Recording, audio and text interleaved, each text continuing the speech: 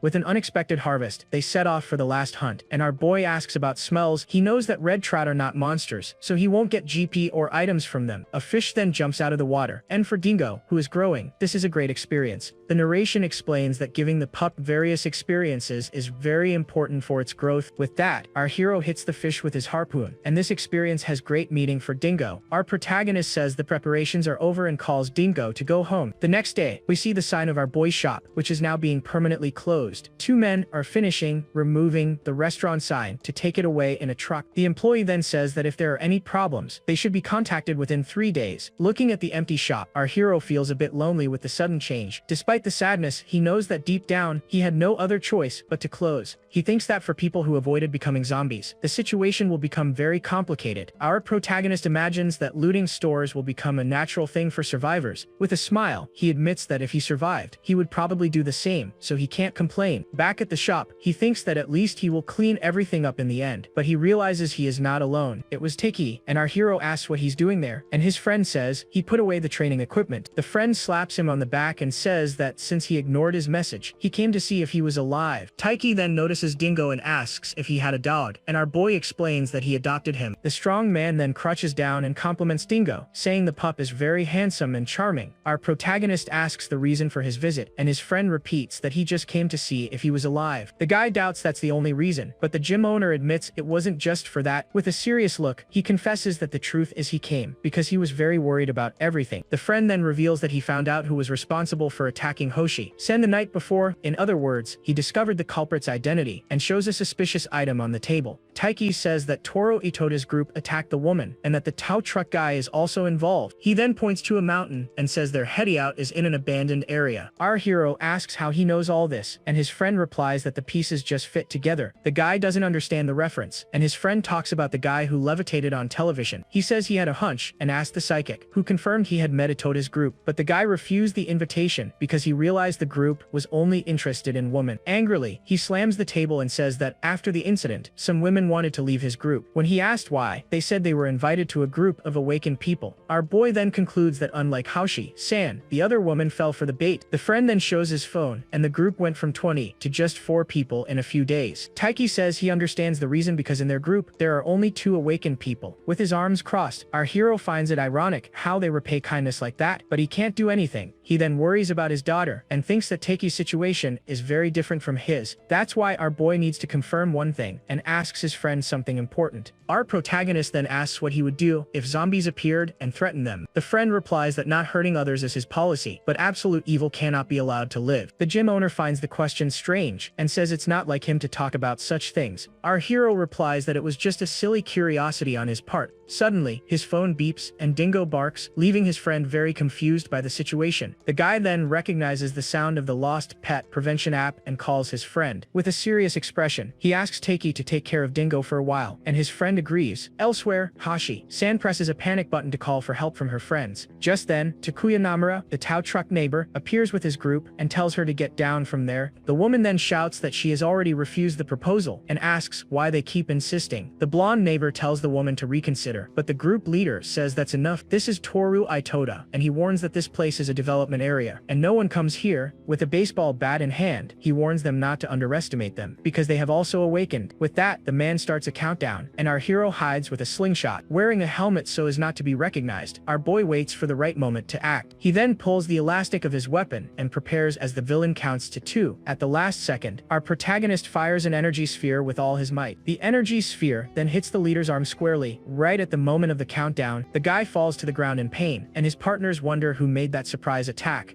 Our hero then appears in front of the neighbor, who is shocked to see the mysterious figure. With his arm injured, the leader of the villain group screams in pain from the impact of the blow. The other group member gets scared, and a purple aura suddenly starts to appear in his hand. But our boy is faster and hits the blonde neighbor with his club, sending him flying. Now on the ground, the neighbor asks who he is, but our hero says he won't reveal his identity. Without wasting time, our protagonist finishes the guy off with a precise blow right to the face. With the last henchman in his hands, he realizes that the purple aura was what blocked the woman's vision. Without wasting time, our hero hits the guy with a club blow to finish the fight. After taking down the 3 of them, our protagonist takes a deep breath and seems very tired from the fight. Suddenly, Hoshi-san calls his name and shouts for him to watch out for a new attack. But before he could turn, the group leader throws him to the ground with a surprise attack. The man then charges with his bat, glowing in a red aura to attack our boy. The blow hits our hero's helmet squarely, and the visor shatters with the force of the impact. Our protagonist is shocked by the destructive power, and the leader recognizes him as Tsukiyama. The villain says he wanted to meet him, and our boy thinks it's unfair to have an attack trait at the beginning. With a wicked smile, the leader calls his henchmen to join join him in the fight against our hero. The neighbor then gets up, and with an aura of lightning, says our protagonist was a nuisance. At that moment, we see Dingo running away, probably to get some help. Cornered, and with a broken helmet, our boy wonders if he should use his dimensional gate. The blonde neighbor then prepares his electric attack and charges at our hero with full force. He also warns not to go easy just because our protagonist is not an awakened like them. But suddenly, Dingo jumps and bites the neighbor's hand, who screams in pain from the pup's attack. Just then, Taiki arrives and asks what the heck is going on in broad daylight. The group leader then looks at our hero's friend and decides it's better to leave for today. As they walk away, the gym owner calls the guys kids, who think they're tough. Hoshi's-san then teleports to the ground and asks if our protagonist is okay after the fight. To be sure, Taiki takes out his phone and pretends to call the police to scare the guys off for good. The woman then approaches and asks if our boy got hurt during the combat with the villains. She points out that his helmet is cracked and our hero has a strange vision of the two. The girl says they need to go to the hospital, but our protagonist refuses because he doesn't have time. Our hero then wonders why the two look so much like his old friends from the game. He says goodbye because he has things to do, and the woman offers to take care of Dingo for him. Our boy then suggests that Hoshi-san join his friend's group, since they are only 4. With that, our protagonist leaves with Dingo, and the pair wonders what got into him. Narration explains that there was a good reason for our hero to have run from that place. Back home, he moves up his schedule and starts construction to organize his thoughts. Looking at the pair, our hero felt he could tell them about his special ability, but he couldn't do that because to use his gate, he needs to level up faster than the others. The fight with those guys made him realize he needed far superior power and equipment. While installing the chimney, he thinks that if he follows the plan, he will create a huge level gap. With that, the monsters that appear near him will be stronger, making it difficult to form a group. That's why he dedicated himself entirely to the work and didn't even notice it was already late at night. Finally, our boy finishes installing a fireplace in his hideout to keep warm. He is happy that Dingo also liked it, and now the pup can sleep warm and comfortable. The guy thinks that when the other equipment arrives, his hideout will be almost ready. Since he's come this far, he decides he will pull an all-nighter to get everything ahead of schedule. Suddenly, a news report on television catches his attention about the asteroid Mozambique. An expert named Thomas Chandler reveals that the asteroid has split into Alpha and Beta, but the expert claims there is no chance of the asteroid approaching Earth. The space agency explains that Jupiter's gravity caused the split and miscalculated. Our protagonist remembers that in the game, 5 days before the end, the beta part fell near a Russian ship. Our hero thinks the story seems strange, but now everything finally makes sense to him. Another news report informs that the Prime Minister has not appeared in public for a whole week. With this, the opposition demands clarification and a questioning session for the politician. Suddenly, our protagonist realizes something important about the current situation of the entire country. He thinks the good side of this is that the media attention brings some unexpected benefits. With rumors about the end of the world and the awakened spreading, things begin to change. Because of this, it became much harder for ill-intentioned people to commit crimes freely. Our boy then decides to check the online community's reaction to all the events. He remembers that in the game, the ship was carried by a tsunami, and that's how zombies arrived in Japan. The guy notices there are many strong opinions, but overall, the reaction is the same as always. But suddenly, he sees a post from a user named My Dream and wonders if he is active. That was a famous player for being kind and helping all the newbies in the game CURA back in the day. In the forums, people discuss whether the end of the world is real and if Mozambique is the cause of it all. The player built a bunker and invites the 4 remaining players to join him at the end. Our protagonist remembers that this guy was someone they had contacted several times. As long as there is no news about the players meeting, he decides not to be the first to act, but as a precaution, our protagonist decides to save that player's post for the future. He feels so tired he could pass out, but the well-done job cheers him up a lot. The sight of his almost finished hideout really lifts his spirits. With a determined look, he knows the main event is about to begin from now on. With that, he prepares to open the gate and finally finish his secret base. The next day, after 2 sleepless nights, he finally finishes the job and celebrates. To test the new power system, our boy plugs his phone into the outlet with hope. With a shout of joy, he celebrates because the phone is charging perfectly. Our hero feels a wave of happiness, and for a good reason. He goes to a door. When he dug again where he found the stones, he found something very special and valuable. With his body trembling with excitement, he prepares because the time has finally come to use it. The guy then realizes that using solar power was much more complex than he imagined. He had to convert the current and go through several processes to be able to use the appliances. But with a big stretch, he celebrates having created a safe base in the other world. He then opens a safe and reveals that he discovered a mineral harder than obsidian. Inside the safe, our hero finds a bright green stone called emerus. With the stone in hand, he says he has no use for it now, but it's better than nothing. With that, he decides to install LED lights and store the food in the basement before sleeping. But suddenly, a strange noise noise catches his attention, and he shouts Dingo's name. Outside, the wolf pup growls furiously at some unknown threat. Worried, our protagonist runs out and asks what's happening with the pup. Suddenly, the guy is shocked by what he sees in front of him and can't believe it. With his knife in hand, he wonders why Highland monsters are there. He suspects that those monsters were responsible for what happened to Dingo's mother. With a shush sign, our hero tries to calm the pup, who is full of anger, but the little wolf doesn't listen and continues to growl at the enemies without stopping. A pack of Suar-type wolves then appears in front of them with a red leader. Surrounded by the monsters, he admits he has no way to defeat these creatures now. He knows that if he turns his back to grab weapons, he will be destroyed, and only one method remains. Our hero thinks his idea will work, because crested wolves are very cautious. Normally, the pack leader attacks first to test the strength of the enemy they encounter. Only after confirming it's safe do they launch a coordinated attack with the whole group. But with sweat dripping, he wonders what he would do if the monster attacked with everything at once. Suddenly, the guy has a brilliant idea, and a glint appears in his eye with the new strategy. His strategy is very simple and consists of driving away the leader, so the rest of the pack flees. In addition, he knows that wolves don't like strong smells, and this is a big advantage. Fortunately, our protagonist still has the pepper spray he used against the kobolds. With a determined look, he believes that if he hits the leader with the spray, he will be able to drive it away. But an arrow hits the ground, and the wolf easily dodges. Looking very annoyed by the attack, the creature then growls with smoke coming from its nostrils, and seems ready for combat. The monster then jumps with full force at our hero, who is shocked by the speed. In his mind, he screams that he needs to think of a way to stop the wolf's movement and use the spray. Our boy then clenches his fist because, in theory, there are no problems, and he just needs to execute the plan. With a battle cry, he charges because if he runs, his hideout will be completely destroyed. The wolf then charges with full force, and our hero prepares for the impact with a determined look. With a focused face, he prepares to put his risky strategy into action immediately. He opens and closes the gate, quickly grabbing his pepper spray for the attack. The wolf falls to the ground and starts coughing and drooling, looking very sick from the portal's dizziness. But our protagonist knows the fight isn't over and advances with his knife for combat. One of the smaller wolves charges, but our boy throws it away with a quick movement. Exhausted, he sits down and says he thought he was going to go down while Dingo barks at him nonstop. He used the pepper spray on the wolf, which screamed in pain from the unexpected attack in mid-air. With that, our hero pets Dingo and asks him to wait just a little longer. The strategy was to open the gate in front of the monster so it would fall and be vulnerable to attack. Seizing the chance, he throws Dawkins' poison into the wolf's mouth to finish the fight. Now calmer, he pets Dingo and asks what happened with the pack. He promises Dingo that he will definitely avenge his mother. After cleaning up the basement, he goes to the pharmacy and hardware store to buy more things. The wolf pack then flees in fear, leaving the path clear for our protagonist. Yawning from sleepiness, our hero complains about the wolves that appeared at a really bad time, but he thinks it was good that it ended that way, because if it were a werewolf, he would already be a goner. Looking at the traffic light, he realizes he was very careless and didn't pay attention to his surroundings. While planning to expand the cultivation space, he spots his friend Taiki on the other side of the street. He thinks about digging trenches to strengthen the defenses, but his friend suddenly calls him.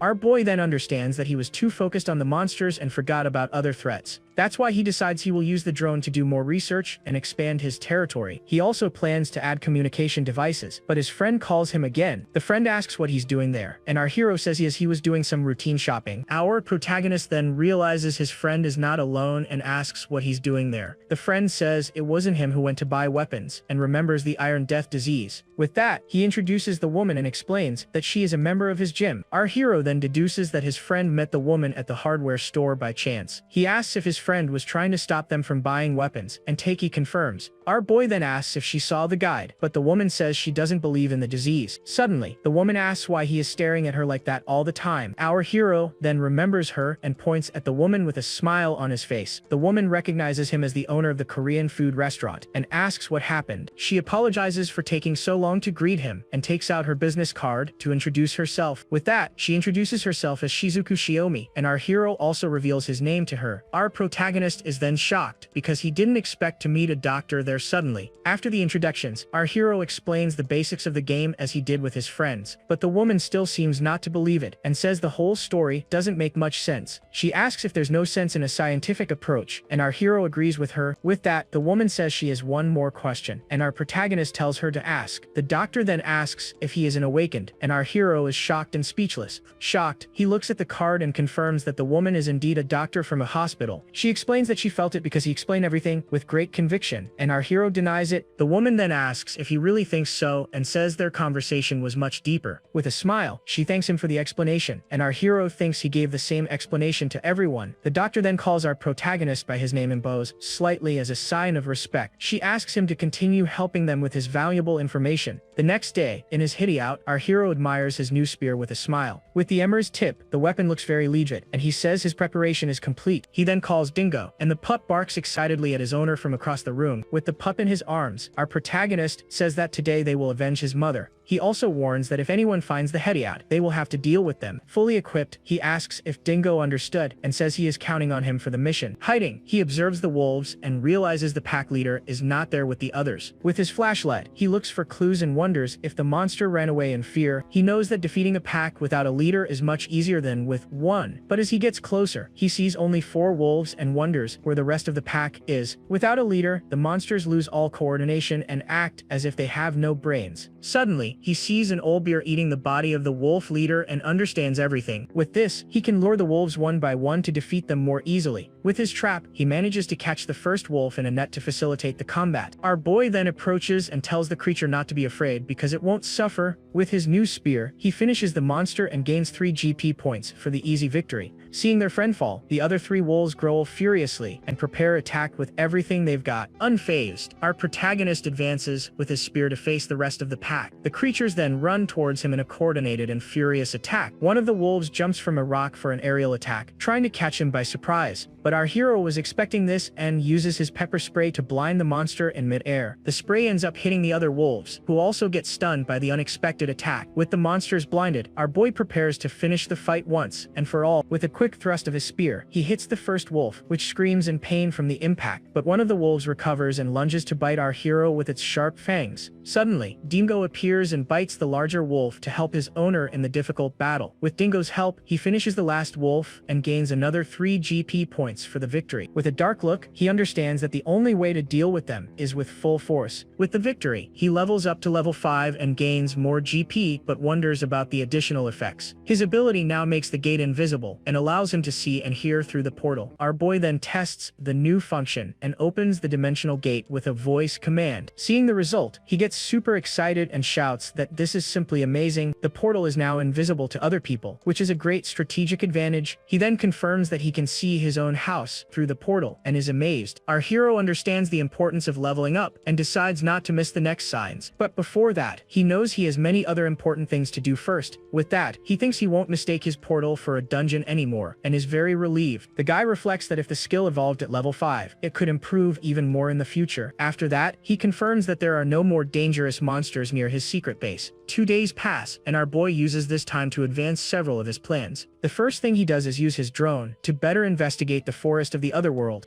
Near his hideout, he confirms that there are only a few types of normal animals. With everything checked, our protagonist decides that the first thing to do is to bury the wolves' bodies. With safety confirmed, our hero grabs his tools and says the work is about to begin. With that, he starts remodeling the hideout, clearing bushes and leveling the ground. Using the drone, he finds a goblin nest 3 kilometers away and decides not to get close. Meanwhile, in the real world, our protagonist gathers materials at a supply store. With Dingo's help, he draws a 30-meter circle to build a trench. He then installs 2 layers of barbed wire and plans to dig trenches outside. During the work, our boy keeps an eye on the news from the real world through the portal. In addition, he also bought a set of professional tools for his projects. Our hero then sees a post that says Survivor Number 1 has joined a group. He is shocked because he recognizes the nickname as that of his old friend from the game Suare. Our protagonist also rents a motorcycle and a mini excavator to use before the disease. He injects Dawkins' poison into his body to gain resistance and use it as a weapon. But even with all this, the guy panics in front of the computer for some reason. On the way back, he takes the opportunity to confirm the location of Itoda's group's base. With that, he remembers the shooting incident in the city and the government's censorship. He also wonders if the Prime Minister's situation has to do with Survivor Number 1. Our boy imagines she would ask for weapons and a shelter in exchange for her valuable information. With that, he thinks it's all a bluff, wonders why the player would do something like that. The guy is bothered by the situation but knows that thinking about it won't solve anything now. He deduces that she chose the Prime Minister to be able to make her demands. To be sure, our protagonist decides to act and prepares in front of the computer. Our hero then creates a new account and a virtual reality ID for his plan. With a serious look, he thinks he needs to change his plans if the news is true. With that, he sends an anonymous message and wonders if he will get a quick response. He then remembers that he suspected the player because she knew about the game's warning signs. Just when he thought it would take a while, the player replies and asks in surprise how he knows his ID. Our hero tells him to go to the White Room, and the guy accepts the invitation immediately. So, to find out the truth, he enters the virtual reality chat for the scheduled meeting. In the White Room, a man in a hat appears and thanks him for the invitation to talk. With a focused look, he confirms that the player has entered the room for the scheduled meeting. The man in the hat complains that he is a bit dissatisfied with the whole situation. Our hero, wearing a duck mask, apologizes and says there's nothing good in being hostile. The guy then asks if he is one of the hardcore players, and our boy replies with a maybe. With that, he decides to ask 3 questions, and if the guy gets them right, he will recognize him as a player. The first question is the maximum jump height of a werewolf, and he answers 3 meters. Next, he questions the weakness of the old beer, and the answer is a strong light. For the last question, he wants to know about the warning signs, but our boy refuses to answer. The man confirms that he is a hardcore player, and our protagonist calls him noisy. He asks the guy to call Survivor 1, saying he will join if it's true, but the man replies that unfortunately, he can't call her now, and our hero is confused. He changes the subject and asks about the stages of zombies, and our boy answers everything. Our protagonist then realizes the guy is just stalling for time with questions. Suddenly, a light goes on in his mind, and he understands what is really happening. The man in the hat talks about the weather and asks if our hero doesn't feel that something is about to happen. The guy then says goodbye, and our boy realizes his IP was being tracked the whole time. In an internet cave, a woman welcomes a group of suspicious-looking men in suits. The leader tells his men to watch the entrance, and they immediately agree with the order. The woman tries to mention the payment, but the man says they didn't come to play video games. He reveals they came to find someone, and the woman is very scared by the scene. In the bathroom, our protagonist opens the dimensional gate and flees before being caught by the group. The man then approaches a guy and asks if he can cooperate with their investigation. With a purple aura, he hypnotizes the employee so she will cooperate with their search. One of the henchmen gives a negative sign, and the leader realizes there is only one place left to look. Our boy then realizes that if he gets caught, he will become a puppet of that strange guy. He realizes it's a mental type ability and decides he needs to act very quickly. The leader approaches another guy and asks if he is anonymous, but the boy denies it. Scared, the man then says he has fought stealth monsters before and fills a bucket of water to use. He enters the bathroom, wondering if our hero is a stealth ability user. He greets Anonymous and tells him to stop playing around and come out of hiding. He throws the water on the floor to look for wet spots, swinging his arms randomly. With that, he says he will find the guy quickly and touches one of the stalls. The man then touches the portal, and our hero is relieved to have narrowly escaped. The leader then realizes it's not a stealth user and takes out his radio to give new orders. Now on the street, our protagonist thanks the player and applies Dawkins poison to his spear. The leader reports that the guy has a mobility ability and tells his men to search. Our hero thinks that thanks to the player, he has finally made his decision on what to do. The man then wonders who among the hardcore players is the real Anonymous. Even if the guy has a mobility trait, he doesn't believe he has escaped. Based on his judgment, our protagonist appears with his spear, ready for the fight. The leader believes that if he is an experienced player, he will have some weapon for combat. With a determined look, our hero says he will repay injustice with more injustice. The man then laments that the person he thought was kind is actually a villain in real life. With his spear, our protagonist appears, and the leader says he must have something else. Our boy then attacks and hits the man's leg, who falls to the ground, not understanding anything. The spear pierces the leader's leg, and the poison quickly spreads through his body. The poison leader asks if he is anonymous, and our hero just greets him back. With that, our boy slams the man's face into the wall and asks who gave him permission to turn. He questions how the poison spreading through the defeated villain's body feels. The man tries to curse, but our protagonist warns him not to talk much for his own good. He then draws his knife and says that the apocalypse and the tutorial haven't really started yet. The leader then pulls out a gun, and our hero remembers that the PK system has not been released. The man drops the gun, and our boy says that semi-hardcore players understand quickly. Lying on the ground, the leader doesn't move, and our hero warns what happens to those who use the player's name. The villain then gets furious and curses our protagonist with all his remaining strength. Our boy sits on the man and says that now he looks more like a hunting monster than a human. With that, he takes the guy's wallet and gun as the price for trying to enslave him with his power. He then points the gun at the man and warns that next time, he will finish him for real. Our hero also explains that if he takes him out now, there will be no disadvantage for him in the game. With the document in hand, he finds out the guy's name is Junji Kajira, and he is 37 years old. Before the henchmen arrive, he flees home and returns to the other world to check the identity. After checking the phone, he realizes that was all the useful information he got, but the idea that more game time means stronger traits seems wrong to him. He finds out the guy owns a golf course and has 3 bunkers in a romantic history, believing that he was testing how powerful his mental domination ability was. For now, our hero will keep this hypothesis as a maybe until he confirms the traits of others. Our boy thinks his trait might be cheat level and limited to hardcore players. Suddenly, he hears several alarms and wonders why the noise is so loud. He peeks through the portal and sees his television with several news alerts flashing on the screen. With that, our protagonist grabs the gun because there is only one clear thing to do now. He knows the bullets are limited, so he will practice without the magazine next time. With an apocalypse similar to the game approaching, he knows there is only one thing to do. The guy then approaches the portal to check the news, but seems very confused. The news shows that a monster has appeared on the mountain, and an ogre has also been seen there. With a determined look, our hero realizes that the second warning sign has finally begun. With that, his physical abilities have increased, and his training with the weapon has yielded great results. Our hero drives at high speed on the dark road of Otaji Mountain. The clock shows 10:30 at night, and he complains that the road is very long and distant. Our protagonist then wonders why, of all places, the event was on Otaji Mountain. On his phone, he sees that the last place the goblins were seen was near a dam. With a determined look, he floors it to get there as quickly as possible. Now on the mountain, our boy parks the car in a hidden spot so as not to be seen. With Dingo by his side, he says they are going to look for the goblins, and the pup barks. He deduces that the diurnal goblins would make a temporary nest under the command of a hobgoblin. With that, he calls Dingo, and the pup seems very excited to start the search mission. Our hero then asks if Dingo can smell the goblins, and the pup barks. The pup sniffs the ground and seems to smell a strong scent coming from somewhere nearby. Our protagonist went up the mountain for 2 reasons, and the first is that the police are there. The little wolf then starts running through the forest, following the trail it found. With that, Dingo follows the scent at high speed, seeming to have found a clue. Suddenly, the pup stops and barks at the top of a tree, and our boy asks what's wrong. He then sees something and throws himself to the ground to avoid being hit by an attack. Lying on the ground, our hero calls for Dingo and seems very confused about what happened. He then finds a fallen police officer and tries to calm him down as the man seems to be trembling. With his hand on the man's chest, he is relieved because the officer is still alive somehow. With that, our protagonist looks for a better path and Dingo follows him, barking. Looking to the side, he finds several police officers and goblins lying on the forest floor. Shocked by the scene, he tries to understand the situation, but already has a suspicion of what happened. The officer has no obvious injuries, so he deduces the cause as a paralysis poison. He wonders if the officer's weapon was stolen, or if he wasn't even armed. With that, our boy says that if the officer rests for 30 minutes, he will be fine. After helping the man, our hero approaches to check the bodies of the goblins on the ground. Looking at the fallen officer, he realizes he needs to hurry to resolve the situation. He wonders who shot the monsters, because there seem to be no weapons nearby. Our boy then notices traces of shots on the back of one of the goblins and understands everything. Suddenly, a golden goblin with a crown appears, and our hero is shocked by the scene. With that, he takes the officer's phone and calls for an ambulance to ask for help. The guy then communicates the officer's location and leaves a note asking them to bury the goblins. With the news of the monsters spreading, he judges it impossible to hide the truth any longer. With that, our hero tells Dingo that from now on, it's a race against time. Elsewhere, a man is hit by a strong blow and falls to the ground with the impact. He screams in pain as a goblin attacks him with a wooden club. One of his partners asks if he is sure of what he is doing, and the man seems confident. He asks if his partner questions him being the tank because he is not an awakened. The guy reveals that his trait is telekinesis and that it takes a while to activate. But with the ability activated, he launches several stones against a hobgoblin with full force. The stones then hit the monster squarely, and the man promises to provide cover for his partner. The partner then asks if the other members are coming, but the man says they have already arrived. But he explains that the others can't climb the mountain because of the police at the location. The partner is shocked and says they should flee, but the man sees it as a chance. He then faces the goblins and prepares for combat against the forest creatures. The man realizes that the goblins don't have the paralysis poison or the spears from the game. He tells his partner not to panic because they can win the fight. If they defeat the goblins and the hobgoblin, they will have an overwhelming advantage over the others. He then tells his partner to stop complaining, but suddenly he is hit by an attack with the goblins on the ground. The partner asks what they should do in that situation. The man is then hit in the head by a stone and complains about the pain of the precise blow.